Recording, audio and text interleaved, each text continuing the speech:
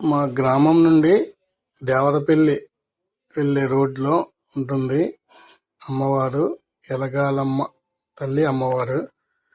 నేను రోజు వాకింగ్కి వెళ్ళేటప్పుడు అమ్మవారి దేవాలయం దగ్గర ఆగి దేవాలయాన్ని పరిశుభ్రం చేసి అమ్మవారికి నమస్కారం చేసుకుని అక్కడ కొంచెం సేపు కూర్చుని అక్కడ వాటర్ తాగి మళ్ళీ అక్కడి నుంచి ఇంకొక 2 కిలోమీటర్స్ లేదా 1 కిలోమీటర్ వీలుని బట్టి వాకింగ్కి వెళ్ళి మళ్ళీ రిటర్న్లో వచ్చి అక్కడ ఆ బెంచీల దగ్గర కూర్చుని వాకింగ్ చేసుకుంటా ఇంటికి వస్తే మనసు చాలా ప్రశాంతంగా ఉండేదండి.